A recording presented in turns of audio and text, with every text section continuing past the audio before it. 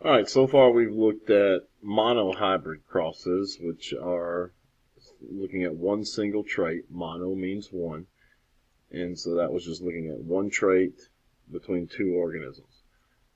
This next section is going to look at two traits amongst the same organisms, and since we have two, you see the prefix di means two, so two traits, and we're going to cross them.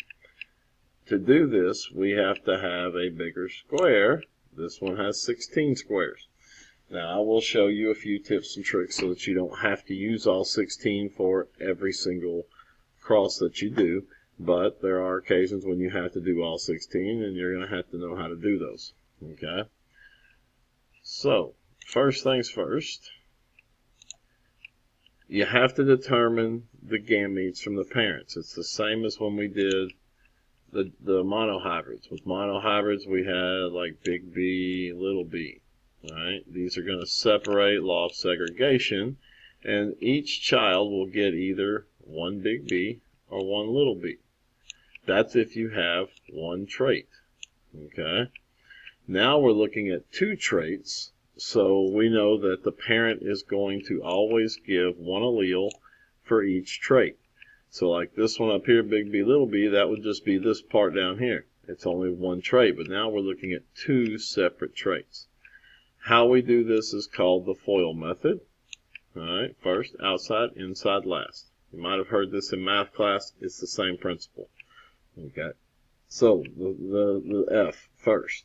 We take the first one from the first trait, the first allele from the second trait, and we get big A, big B.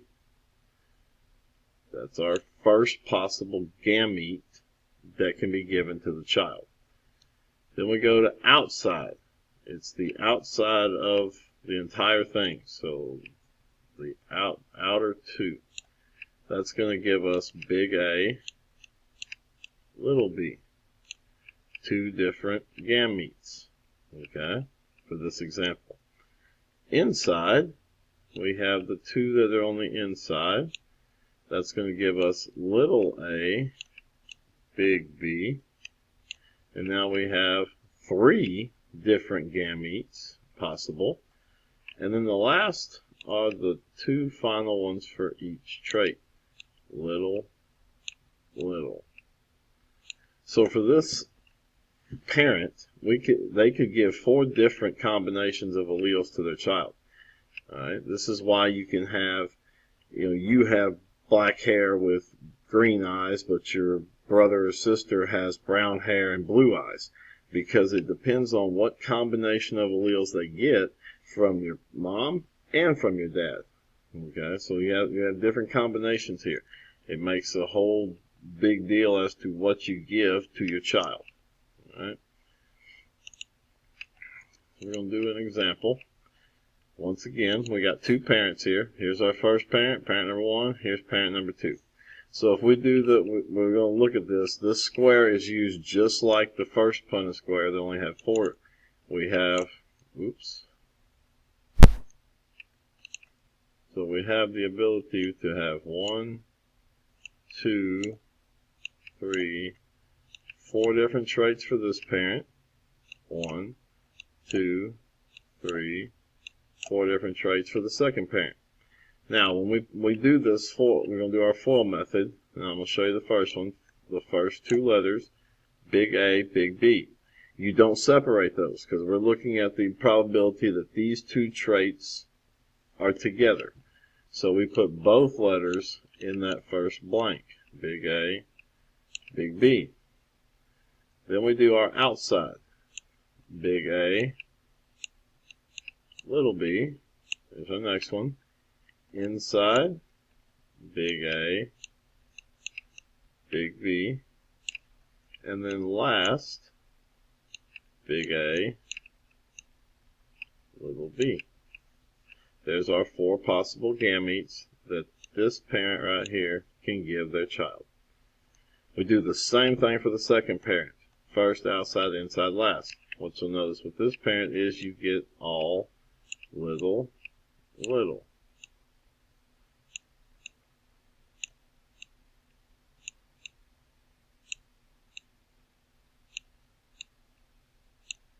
Okay, so that would be if we set it up, 4, 4, we pull all these together, we have 16. Okay, so I'm going to do this first one here. Now, when we put these, it's just like the monohybrid. This A and this B both go in every box moving across this row. This little a and this little b go in every box moving down the column. So I always write them, whatever's written first goes first. And these two A's, mom and dad, they're going to come back together, and because those chromosomes are going to match back up when the offspring is produced. So they have to go back together. So big A, ooh, that was bad. Big A, and that's a little one, so little a. And then there's our B, big B, little b. Right? Big A, little a, big B, little b. That's what the possible offspring would be from these two gametes. Right?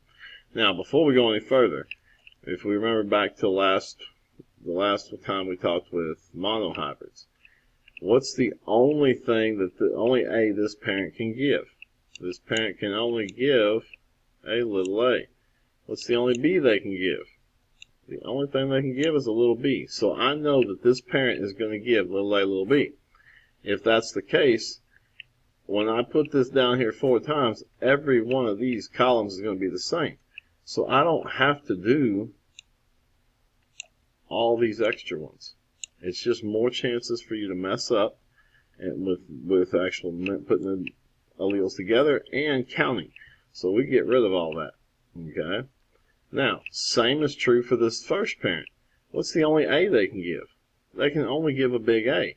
And you notice that you have big A, big B, big A, big B. Well, if I do these 2 rows, it's going to give me the same answer. The same for this one. So I don't need these 2. So I just took my 16 squares and I've narrowed it down to 2. And when I bring these other alleles together, big, little, little, little, there's my 2 possible choices. If I did all 16 of these squares, I would find that these 2 would be here, and then this column would be the same as all 3 of these columns. You get the same answer, a lot less work, less chance for you to mess up.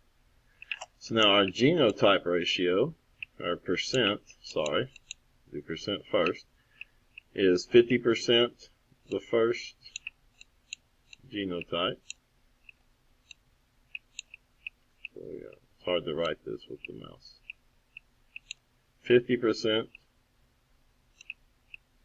big A, little a, big B, little b. 50%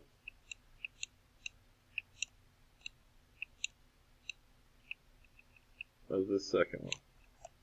Our ratio then would be 1, 2, 1. All right. Can I do a phenotype? No, I can't. We don't know, because they did not give us anything in the problem to tell us what trait we're looking at. They just gave us the genotypes. Okay. All right, so that's how you do them. I have some practice problems that are in Canvas. Let me pull them up here. And that way we can take a look at them. Oops. I got to resize this a little bit so you can see them. And blow them up a little bit. Alright, so here are our practice problems. Now they give us the genes and tell us what is what. Okay, so we know that dominant is going to be, for this first trait, is going to be tall. So tall is dominant. Recessive is dwarf. Dwarf means short. The second gene, dominant, is purple. Recessive is white. Okay? So it gives you the definitions of what the genes are. And then it asks you to cross a homozygous dominant. So homo always means same. So the same dominant for each one. Okay? Which means you're going to have all dominant alleles for this parent. Cross that with a homozygous recessive. Homo, same, recessive, little letters. Alright? All little letters for the second parent. Okay? So we would do the full method and figure out the 4 possible gametes for the first parent, the 4 possible gametes for the second parent. But, the little tips and tricks. What's the only D this homozygous dominant parent can give?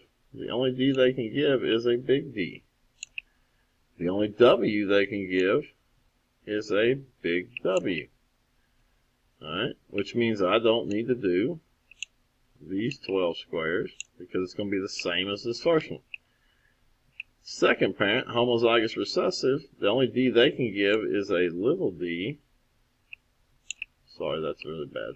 The only W they can give is a little w, which means I don't have to do these 3 squares. I only have to do 1 square. That's it. Pretty simple. I put these back together, and I'm going to write it up here because that box is too small. And I put them together, and I get big D, little d, big W, little w. 100%, because if I put all 4 gametes there, every single box here would have this in it. Okay? So if I look at my questions, what's the probability of producing a tall plant with purple flowers? Well, tall was dominant, purple was dominant, which means I have to have at least 1 of each of these in my offspring. Does that fit the criteria? There's a big D, there's a big W, so yes. And since I only have 1 of them, that means this is 100%. Alright. Possible genotypes, there it is. That's the only genotype we can have. Alright. Now, if 100% are tall purple, all the rest of these are going to be what? I can't have more than 100%, so they're all going to be 0, 0, 0. Okay? Pretty simple. And we took that 16, we narrowed it down to 1 because we know what we get from these parents. Pretty simple. You can do all 16 squares. That's fine. Just make sure that when you're doing them that the letters, you carry them to the right places and that you don't mess up and have a different genotype than you're supposed to have in each box. So our second,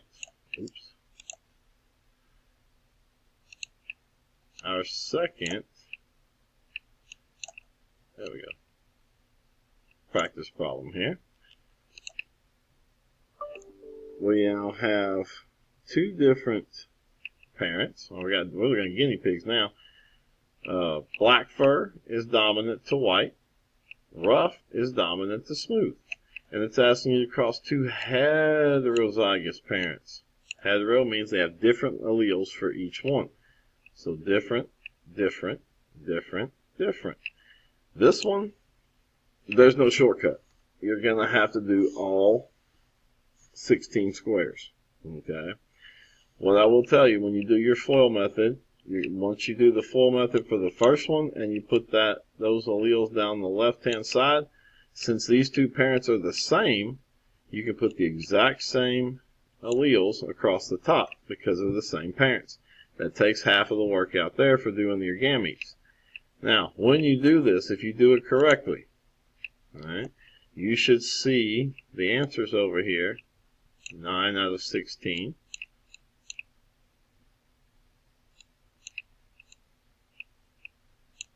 And then 3 out of 16, 3 out of 16, 3 out of 16.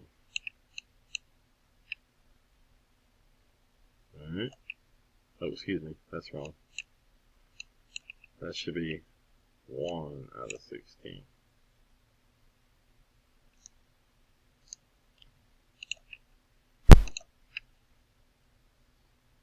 So we should have had, what happened to mine? Everything disappeared. We should have had 9 of those when we count them up. 3 of those when we count them up. 3 of those when we count them. And 1 of these. And that's another little hint. Anytime you cross with dihybrids, 2 heterozygous parents, you will always get a 9, 3,